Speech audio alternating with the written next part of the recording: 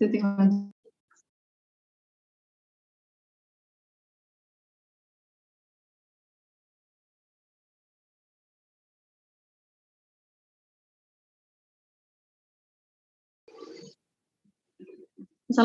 warahmatullahi wabarakatuh. Kita kembali di High Talk bersama saya Naila Sukriya. Dan kali ini di High Talk kali ini ya kita akan membahas tentang jika sahabatku orang yang berbeda agama.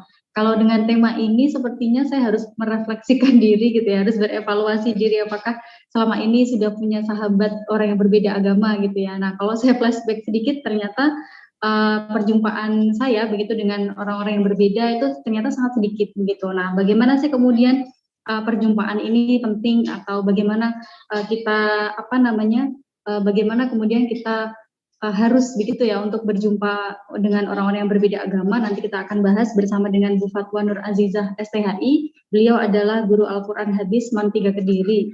Dan kita sudah terhubung dengan Bu Fatwa. Kita sapa terlebih dahulu. Assalamualaikum warahmatullahi wabarakatuh, Bu Fatwa. Ya, waalaikumsalam. Sehat ya Bu ya? Iya, alhamdulillah sehat. Ini habis kena wabah batuk pilek. Alhamdulillah udah sehat ya Bu ya. Karena kayaknya musim pergantian cuaca gitu ya. Iya, bener banget. Harus menambah imun. Iya. Nah, kalau kita menambah imun perlu nggak sih Bu sebenarnya berjumpa dengan orang-orang yang berbeda gitu? Atau malah justru menambah beban kalau bertemu dengan orang-orang yang berbeda? Enggak, justru malah dengan kita berjumpa dengan teman-teman yang berbeda itu justru menambah wawasan kita, bisa saling support seperti itu. Karena kebetulan saya juga punya teman yang dari agama Hindu ya. Kebetulan kita ketemu waktu saya ada dia itu target gitu loh, target di rombongan saya. Terus waktu mau pulang gitu, saya kan iseng gitu kan ya. Kan kalau orang Hindu kan, kalau orang Bali kan mbok itu kan sama dengan mbak ya. Yeah. Kita manggil, kalau di sini kan mbak gitu, kalau di Bali itu mbok gitu. Mbok minta ini dong, minta IG gitu. Aku add ya mbok ya IG-nya. Oh iya Bu, nggak apa-apa gitu. Akhirnya aku add, mbok follow back ya gitu. Dan dia mau follow back, dan alhamdulillah sejak saat itu saya punya teman dari orang Hindu gitu. Dan dia juga baik banget, kita juga sharing, banyak-banyak sharing sama dia, sering sharing sama dia. Rasanya gimana sih Bu punya orang yang punya teman berbeda agama gitu? Biasa aja atau lebih berwarna gitu? Menurut saya lebih berwarna dan menyenangkan ya, karena kita jadi tambah wawasan yang jelas ya. Kita jadi tahu kebiasaan mereka seperti apa, kita jadi tahu agama mereka, maksudnya kebiasaan mereka, kemudian ritual keagamaan dari mereka itu seperti apa. Gitu. Nah, kalau menurut Ibu sendiri sebenarnya kalau perjumpaan dengan orang yang berbeda agama itu sangat penting atau gimana sih Bu itu? Menurut saya itu sangat penting sekali karena itu akan memupuk rasa toleransi dalam diri kita. Kita kan makhluk sosial, kita tidak bisa hidup tanpa orang lain. Dan Indonesia itu merupakan negara yang majemuk ya. Negara yang terdiri dari berbagai macam suku, berbagai macam ras, agama. Indonesia itu bukan cuma orang Jawa, tapi Indonesia itu juga orang dari suku Bugis, dari suku Sunda, dari suku Tengger, dari suku dan lain sebagainya gitu loh. Bukan cuma bukan cuma orang Jakarta saja, tapi orang Sulawesi, orang Makassar, orang Palembang, orang Papua, seperti itu. Jadi dengan kita bersahabat dengan mereka, maka akan semakin menambah rasa kecintaan kita terhadap negeri ini. Seperti itu. Oke. Nah, kalau kita misalnya kan ada tuh Bu, misalnya kalau kita berjumpa dengan orang lain atau bersahabat dengan orang lain, ada kekhawatiran misalnya jati diri seorang muslim misalnya nanti hilang atau nanti kita mengikuti jejak mereka. Nah, itu seperti apa Bu? Apakah kekhawatiran itu perlu gitu sebenarnya? Menurut saya malah kita semakin menemukan jati diri kita ya, bukan malah kehilangan jati diri kita, tapi semakin kita menemukan siapa diri kita yang sebenarnya. Jadi pengalaman saya kemarin ikut ikut workshop di Malang itu ya, literasi keagamaan lintas budaya yang diselenggarakan oleh Institut Lemena dan UIN Sunan Kalijaga itu, saya diajak untuk lebih mengenal lagi, dengan lebih mengenal mereka. Jadi kita diajak field trip ke Gereja Katolik, kemudian setelah itu ke Seminari Alkitab Asia Tenggara. Nah, dari situ kita semakin mengenal pribadi mereka seperti apa. Kemudian gimana tadi pertanyaannya? Kekhawatiran. Penting gitu ya? Iya. Apakah tidak kekhawatiran? kekhawatiran. Nah, dari interaksi dari interaksi saya dengan mereka itu malah justru menambah rasa syukur saya dan menambah keimanan saya sebagai seorang Muslim, dan malah tidak ada keraguan sama sekali terhadap agama yang sudah saya anut sejak kecil ini. Gitu. Jadi memang karena dalam surat Al-Hujurat juga dijelaskan bahwasanya Allah itu menciptakan manusia bersuku-suku dan berbangsa-bangsa agar saling mengenal. Bahkan Nabi sendiri juga sudah mencontohkan ya, interaksi Nabi dengan umat-umat yang berlainan agama itu sangat sering. Jadi kalau kita baca sejarah ya, dulu waktu pertama kali hijrah sebelum ke Madinah, itu Nabi hijrah ke negeri Habasyah, yang mana rajanya itu merupakan raja yang memeluk agama Nasrani. Jadi malah Nabi hijrah ke situ gitu loh. Seharusnya kan Nabi hijrah ke yang sama-sama penganut Muslim gitu ya, yang mau diajak untuk masuk agama Islam gitu. Tapi justru malah Nabi hijrah ke negeri Habasyah yang rajanya itu menganut agama Kristen. Nah, itu merupakan salah satu contoh yang perlu kita tiru gitu loh, bahwasannya ketika kita berinteraksi dengan mereka yang berbeda itu bukan berarti kita kehilangan jati diri kita, malah justru semakin menguatkan siapa kita yang sebenarnya. Oke. Kalau kunci sebenarnya Bu, apa sih yang bisa membuat kita bisa berteman dengan orang yang berbeda gitu? Ada atau membuat kekhawatiran itu semakin tidak ada gitu Bu? Kita kenali dulu diri kita, agama kita, apa yang agama kita ajarkan. Di dalam LKLB ini ya, kita juga harus mempunyai kompetensi ya. Jadi ketika saya mengikuti workshop kemarin ya, itu sekitar tahun 2021, workshop LKLB literasi keagamaan lintas budaya itu secara daring, secara virtual ya. Kita bertemu dengan seorang rabi, yaitu tokoh agama Yahudi ya, istilahnya kiai kalau di Muslim kan kiai ya, kalau di Yahudi itu rabi. Kita bertemu dengan seorang rabi, kemudian kita bertemu dengan Profesor Chris Seipel, kemudian ketemu juga dengan seorang pemuka agama Kristen. Nah, dari situ saya mendapatkan banyak wawasan ya, bahwasanya agar kita bisa berkomunikasi dengan mereka, menjalin interaksi dengan yang berbeda agama, kita harus punya tiga kompetensi ya. Yang pertama itu kompetensi pribadi. Kompetensi pribadi itu bagaimana kita memahami diri kita dan apa yang agama kita ajarkan. Kalau itu kita sudah selesai dengan kompetensi pribadi itu, maka kita akan mudah untuk ke kompetensi yang berikutnya, yaitu kompetensi kolaboratif dan kompetensi komparatif dan kolaboratif. Jadi kita pahami dulu agama kita. Islam itu apa sih? Islam itu misalnya pilar-pilarnya apa saja? Rukun Islam, rukun iman. Kemudian Islam itu kita harus sholat. Nah, sholat itu esensinya apa? Sholat itu kenapa kita harus sholat? Kenapa kita harus puasa? Kenapa kita harus sedekah? Kenapa kita harus zakat? Nah, itu semua harus kita pelajari. Maknanya kita gali, maknanya seperti apa, kita gali esensi-esensinya. Kemudian setelah ketemu dengan kita. Jadi intinya kita juga harus memahami agama kita dulu. Memahami bagaimana Islam itu. Jadi nah, intinya ya harus belajar banyak-banyak lagi tentang Islam. Iya. Iya.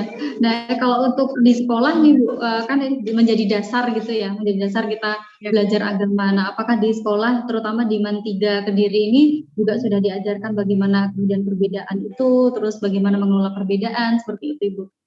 Ya, alhamdulillah sudah mulai saya praktekkan ya ke anak-anak. Jadi kebetulan saya ini juga pembina pramuka. Tahun bulan bulan Maret kalau nggak salah ya, bulan Maret kemarin kebetulan anak-anak sedang penempuhan SKU Bantara. Nah, dalam poin-poin SKU itu dijelaskan bahwa sebagai seorang pramuka yang baik maka harus menggiatkan toleransi, berinteraksi, saling tolong menolong dengan mereka yang berbeda agama dengan kita gitu. Nah, kesempatan mereka saya ajak untuk mengunjungi pura gitu. Yeah. Kebetulan lingkungan yang ada di sekitar Man 3 Kediri itu sangat majemuk ya. Jadi ada sebuah desa yang namanya Desa Putuk ya.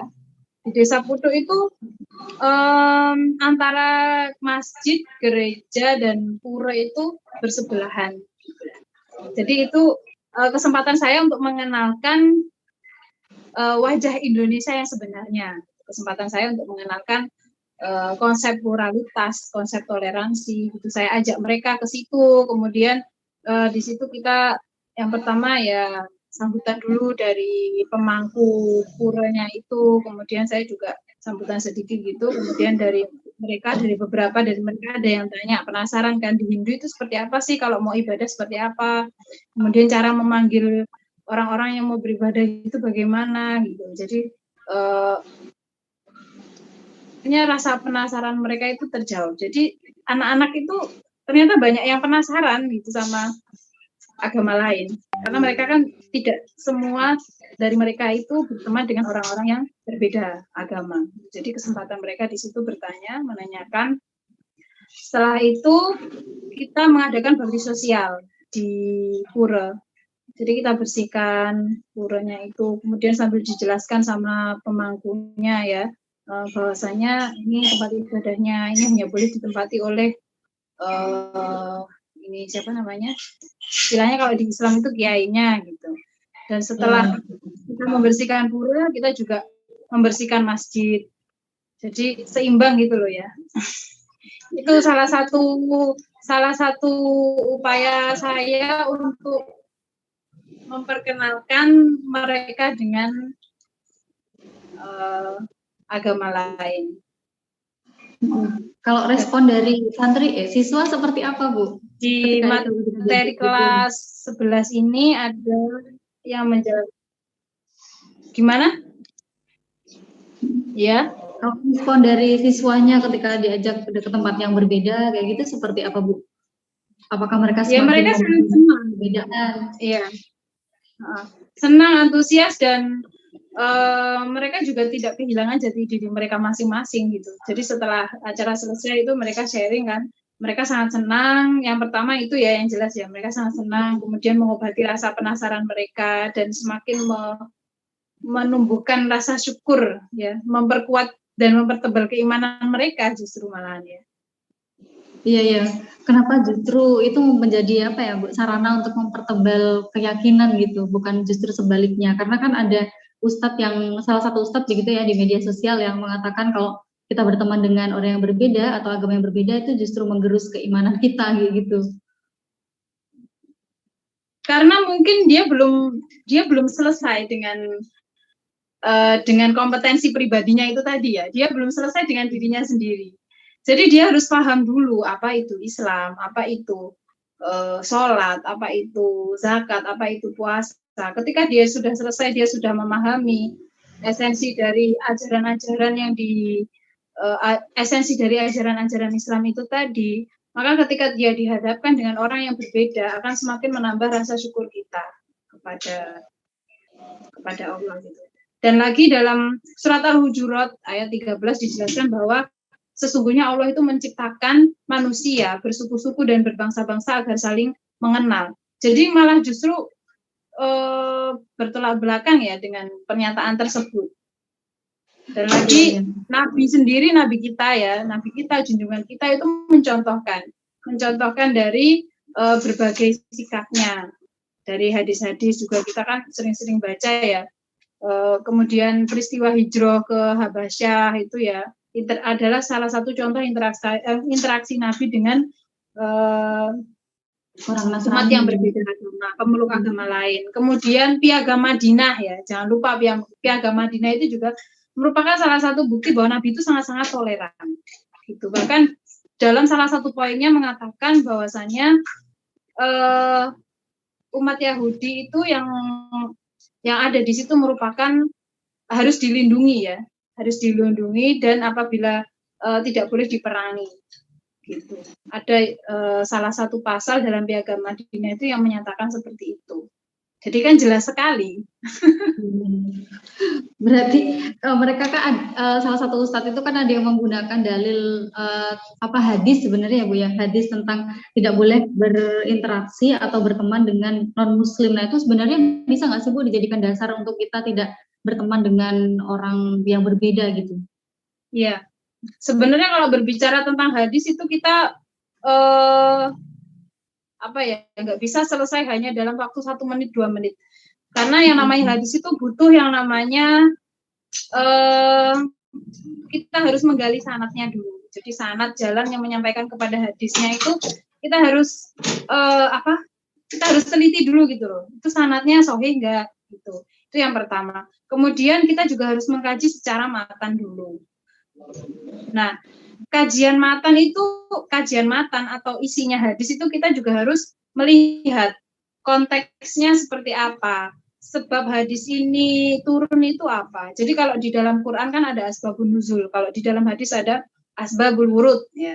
Jadi kita harus melihat kenapa hadis ini disampaikan oleh Nabi gitu, alasannya apa. Kita harus melihat konteksnya, bukan hanya teksnya saja gitu. Jadi menurut saya mungkin hadis itu bahwasanya menerangkan janganlah seorang mukmin itu berteman dengan itu ya. Hadisnya gimana Kak? Ya, janganlah engkau bersahabat melainkan dengan orang-orang yang mukmin. Dan janganlah makan kecuali yang bertakwa. Iya. Kita harus mengkaji dulu maknanya seperti apa, konteksnya seperti apa. Kalau saya juga belum berani ya istilahnya mengatakan makna hadis ini seperti ini karena saya sendiri juga belum mengkajinya. Tapi sementara ini kalau itu kita kaitkan dengan peristiwa-peristiwa pada saat Nabi Muhammad hijrah ke Habasyah, kemudian Piagam Madinah, sepertinya maksud dari hadis itu bukan dari makna yang sebenarnya, bukan makna tekstualnya itu seperti itu gitu loh. Mungkin yang digarisbawahi oleh salah satu ustadz itu adalah orang mukminnya mungkin ya Bu ya. Janganlah engkau bersahabat melainkan dengan orang-orang mukmin. Yang dianggap mukmin mungkin hanya orang Islam aja gitu. Ya, dalam Piagam Madinah itu dijelaskan bahwasannya orang Yahudi yang tinggal di Madinah itu wajib untuk dilindungi. Dan apabila mereka memerangi, maka kita juga wajib untuk memerangi. Jadi intinya mungkin kita harus bersahabat dengan orang mukmin yang benar-benar mukmin gitu ya. Kalau untuk bersahabat, mungkin maksudnya adalah larangan untuk bersahabat dengan orang yang memusuhi kita. Jadi kalau selama mereka tidak memusuhi kita, tidak mengusik kepercayaan kita ya nggak masalah gitu. Baik. Maksudnya nah, ini kalau yang berbeda, yang dengan berbeda. Iya. Kalau di dalam Islam berarti bagaimana sih memandang perbedaan gitu, Bu? Iya. Dalam Islam sendiri, yaitu tadi ya dalam surat Al-Hujurat ya, bahwasanya Allah menciptakan bersuku-suku dan berbangsa-bangsa agar saling mengenal. Jadi memang sama Allah kita itu diciptakan berbeda agar kita saling mengenal. Seperti itu. Nah, kemudian dalam gimana Bu? Iya gimana? Lanjut. Ya lanjut aja. Mungkin bisa diceritakan juga sih sebenarnya Bu pengalaman Ibu ketika berinteraksi dengan orang yang berbeda itu seperti apa, terus bagaimana ketika punya sahabat gitu, apakah dengan punya sahabat orang yang berbeda itu justru tadi bagaimana sih kita bisa mempertahankan jati diri kita kayak gitu? Sebenarnya ini saya juga berterima kasih ya sama teman saya, sama teman kuliah saya yang menyadarkan saya gitu loh. Sebenarnya saya sudah punya pikiran ini dari lama, cuman benar-benar ngeh itu saat teman saya itu cerita gitu. Jadi suatu ketika saya lihat FB teman saya, kemudian saya lihat dia saling berbalas komentar dengan seseorang yang namanya itu familiar dengan nama-nama orang Kristiani gitu. Kemudian setelah itu saya tanyakan, kok kamu punya teman yang kayak gini sih? Dia itu Islam apa Kristen gitu kan? Dia jawab, dia orang Kristiani gitu. Kok kamu berteman sama mereka sih gitu kan? Saya tanya gitu. Biasa soalnya saya itu dari kecil sekolah di TK Islam, kemudian SD juga di SD Islam. Teman-teman saya orang Islam, di MTS saya mondok, MA mondok. Kemudian kuliah saya juga kuliah di Universitas Islam gitu. Saya tidak punya kesempatan untuk berteman dengan orang-orang yang non-Muslim secara langsung gitu loh. Dan kesempatan saya berteman dengan orang non-Muslim itu cuma lewat media sosial. Ya saya gunakan kesempatan itu dengan baik. Gitu. Nah dari situ saya kok teman saya sampai punya pikiran yang seperti itu gitu loh. Saya kok nggak ada pikiran sama sekali untuk berteman dengan mereka, menjalin komunikasi, menjalin interaksi dengan orang-orang yang non Muslim gitu. Dan kemudian pada saat saya mengikuti workshop LKLB itu pada saat pembukaan ya itu Rektor UIN Sunan Kalijogo itu tanya gini, berapakah teman-teman Anda semua yang berasal dari berbeda agama gitu. Nah, waktu itu kan rata-rata ada yang jawab 2, 3, Kristen 2, Katolik 3, dan lain sebagainya gitu. Saya cuma jawab 0 gitu. Karena saya nggak punya, saya nggak menjalin, saya nggak ada sama sekali interaksi dengan orang-orang yang berbeda agama dengan saya. Dari situ saya langsung, loh, aku kok gini ya? Padahal saya itu orang Indonesia, Indonesia, negara Indonesia itu adalah negara yang majemuk, negara yang terdiri dari berbagai suku dan agama. Tapi nyapa teman-temanku kok cuma dari orang Jawa dan orang Islam. Nah, dari situlah saya termotivasi untuk menjalin pertemanan dengan mereka yang berbeda suku, mereka yang berbeda agama, mereka yang berbeda ras, itu. Dan setelah saya menjalin pertemanan dengan mereka, ya itu tadi yang saya ungkapkan ya, bahwasanya semakin menambah rasa syukur saya, kemudian semakin menambah wawasan saya, terutama saya punya teman yang orang Bali itu tadi ya, dia cerita banyak. Kalau di Bali tuh gini-gini Bu, kalau misalkan menikah itu mereka harus seperti ini. Kalau misalkan di Bali itu ada yang namanya upacara metatah itu loh, giginya di gigi siungnya itu diratakan, yang sini sama yang sini itu adalah mengikis perbuatan-perbuatan jahat yang ada di dalam diri kita. Jadi kan akhirnya saya jadi tahu, saya jadi bertambah wawasan. Oh ternyata malah saya merasakan banyak manfaatnya daripada madorotnya gitu loh, berteman dengan orang yang berbeda dengan saya. Oke. Nah, ketika tahu banyak manfaatnya, apakah ini juga kemudian diaplikasikan kepada para siswa begitu Ibu untuk mendorong para siswa agar berteman dengan yang berbeda? Iya, bahkan dalam beberapa kesempatan saya sering tanya ya kepada mereka. Jadi pertanyaan yang disampaikan oleh rektornya UIN tadi ya, saya sampaikan juga ke teman-teman, ke anak murid saya gitu. Jadi waktu materi tentang toleransi itu di awal pembelajaran saya tanya ke mereka, sudahkah kalian mempunyai teman-teman yang berbeda dengan kalian gitu? Sudah ada yang jawab belum gitu. Berapa teman-teman kalian yang berbeda dengan kalian gitu? Cuma satu Bu, ada Kristen satu, terus Katolik satu gitu. Ada yang jawab, dan tapi rata-rata mereka menjawab belum punya teman yang berbeda agama. Gitu. Dari situ saya memotivasi mereka.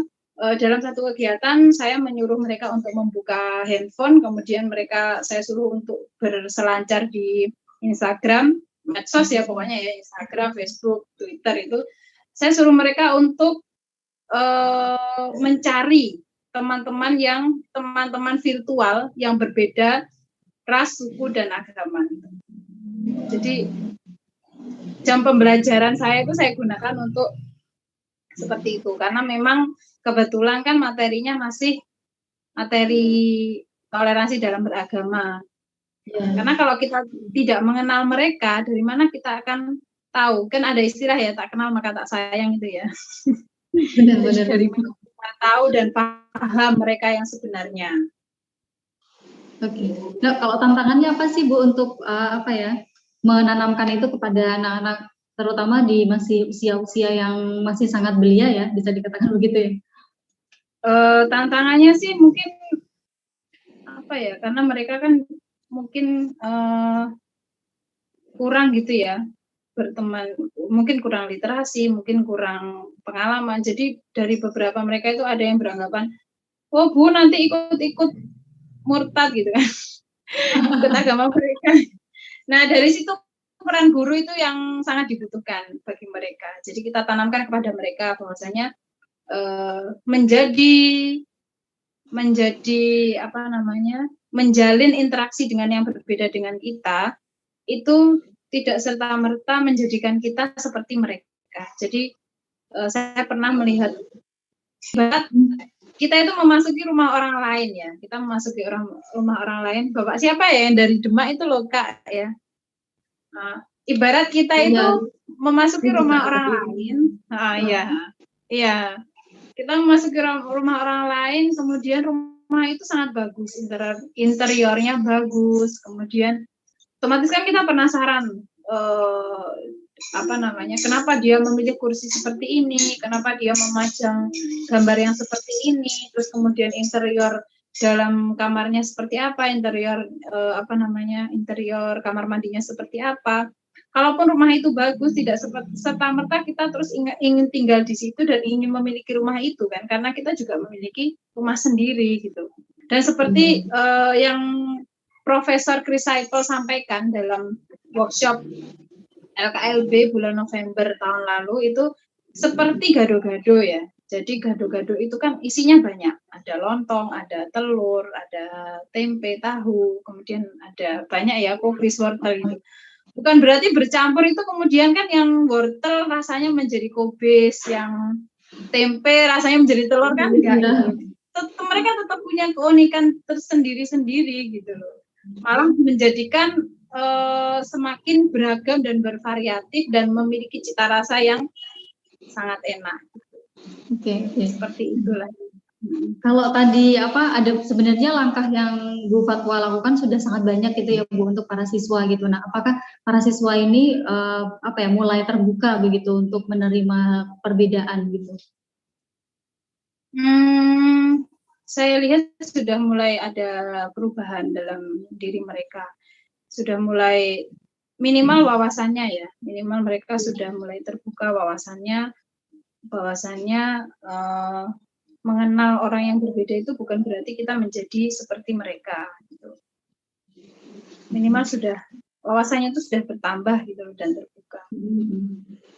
Nah, kalau untuk pesan Bu untuk anak-anak muda ini sebenarnya apa sih yang harus dilakukan untuk terus mungkin mengasah keterbukaan gitu ya, karena ternyata tadi sekali dua kali mungkin masih kurang gitu mengasah keterbukaan itu agar melihat perbedaan itu menjadi hal yang biasa gitu.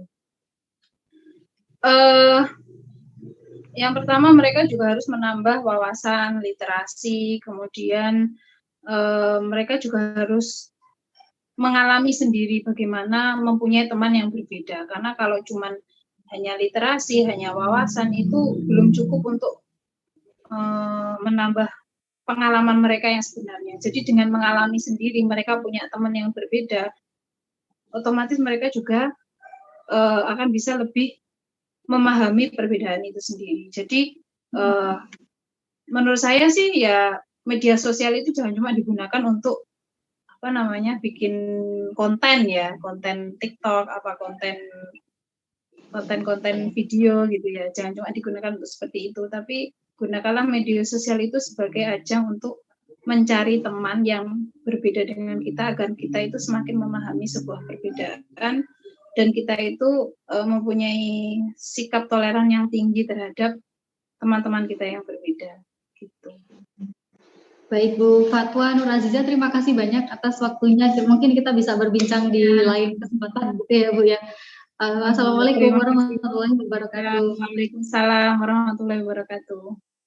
Ya, itu tadi teman-teman menarik ya gitu. Bagaimana bagaimana jika sahabat kita adalah orang yang berbeda agama. Ternyata tadi kalau Bu Fatwa juga mengatakan menanyakan kepada siswanya begitu ya berapa jumlah teman yang berbeda yang dimiliki, dan itu pun juga berlaku untuk saya juga, dan mungkin teman-teman juga mulai harus merefleksikan gitu ya bagaimana atau bagaimana sih perjumpaan kita atau seberapa sering perjumpaan kita dengan orang-orang yang berbeda. Karena kalau tadi kata Bu Fatwa memang kita harus mengalami sendiri untuk punya teman yang berbeda agar kita bisa memahami perbedaan itu gitu. Karena kalau tadi dikatakan perbedaan itu seperti gado-gado gitu ya, ada banyak macam, tetapi disitulah justru keunikannya dan tidak akan berubah rasanya gitu. Nah, terima kasih teman-teman yang sudah bergabung di High Talk kali ini. Kita jumpa lagi di High Talk berikutnya. Wassalamualaikum.